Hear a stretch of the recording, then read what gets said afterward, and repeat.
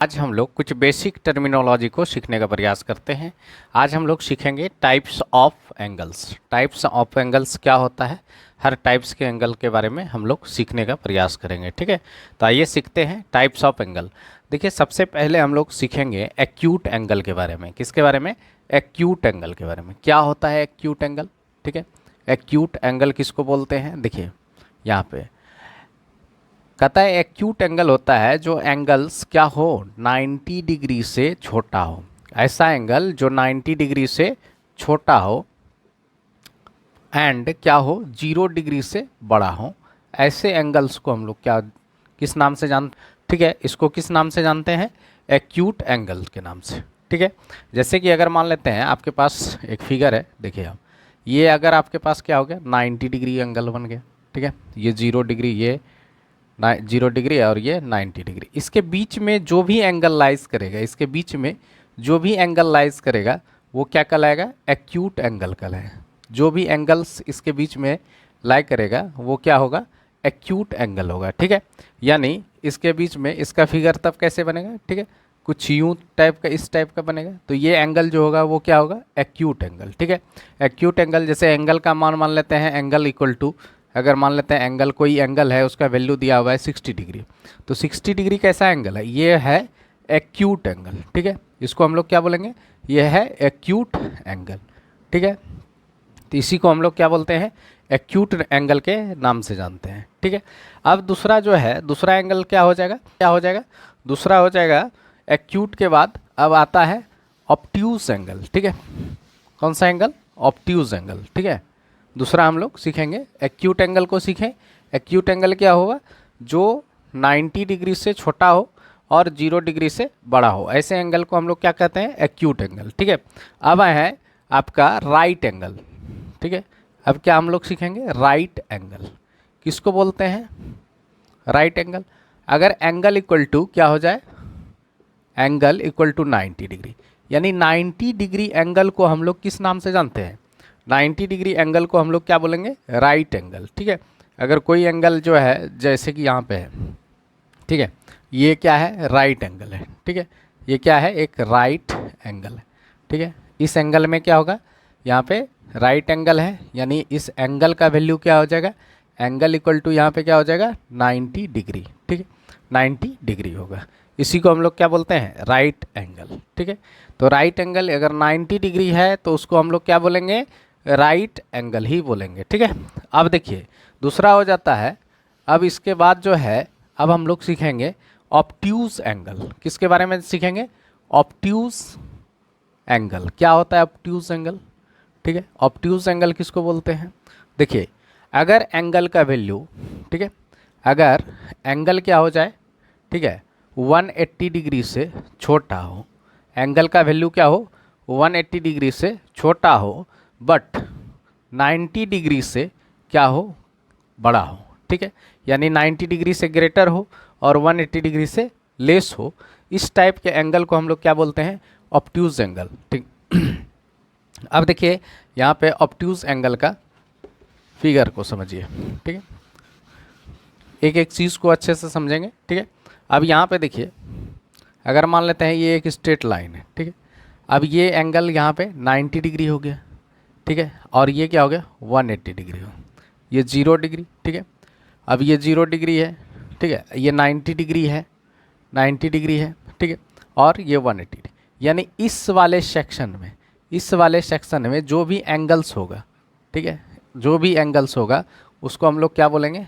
Obtuse angle बोलेंगे। ठीक है, जो भी एंगल होगा 90 डिग्री से बड़ा और 180 डिग्री से छोटा, जो भी एंगल इस सेक्शन में लाइज करेगा उसको हम लोग क्या, किस नाम से जानेंगे?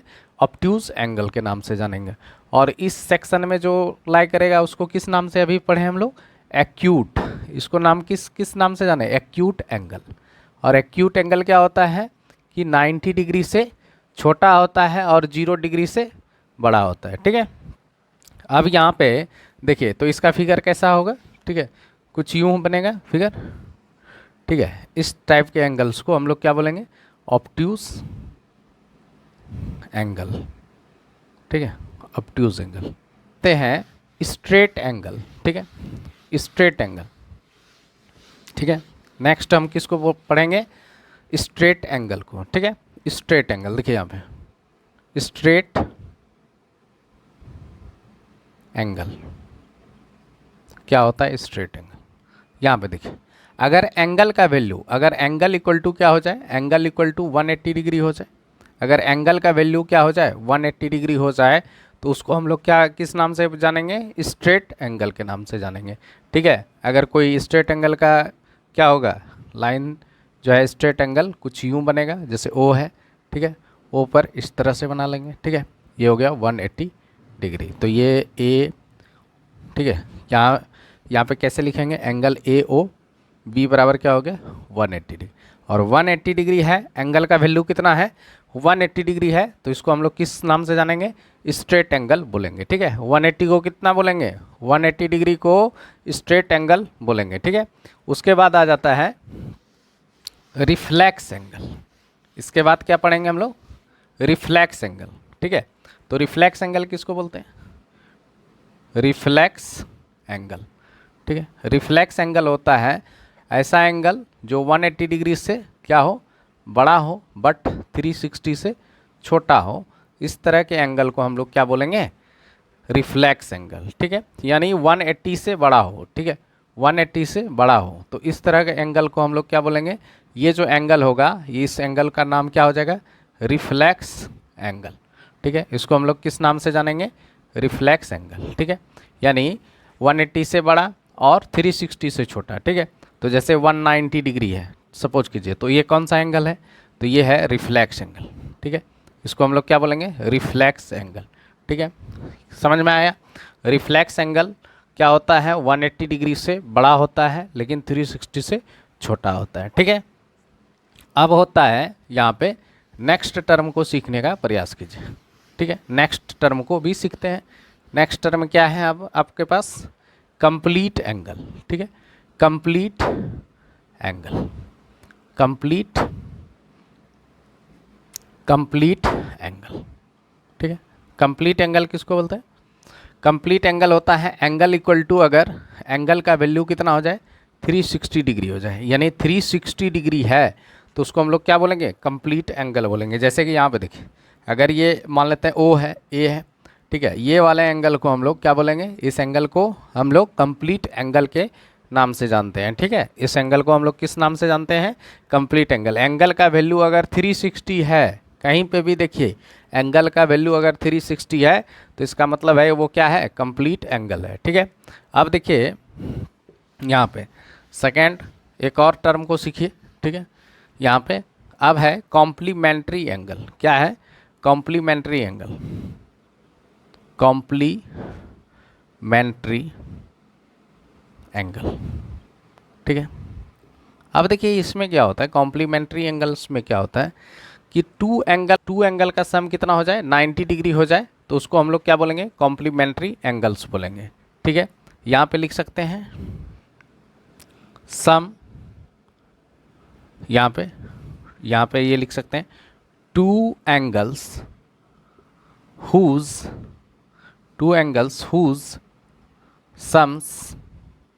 sum are 180 degree. ठीक है, two angles whose sum are 180 degree, यानी दो एंगल जिसका सम क्या हो जाए 180 डिग्री हो जाए, तो उसको हम लोग क्या बोलेंगे, कॉम्प्लीमेंट्री एंगल। जैसे कि अगर मान लेते हैं ये स्ट्रेट लाइन है। ठीक है, मान लेते हैं। ठीक है, और दोनों एंगल क्या होगा, कॉम्प्लीमेंट्री टू ईच अदर कहलाएगा। ठीक है, and both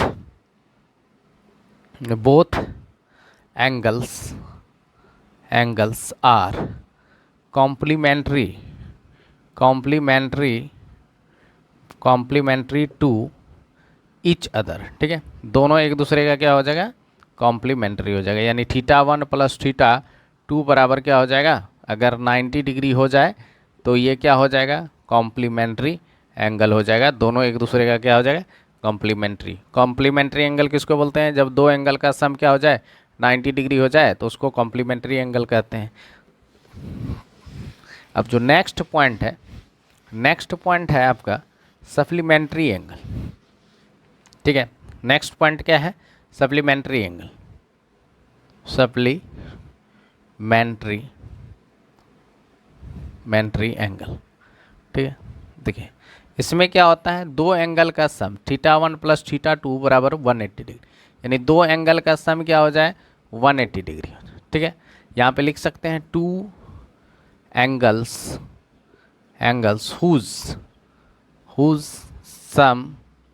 some are 180 degree. ठीक है, it then it is said to be supplementary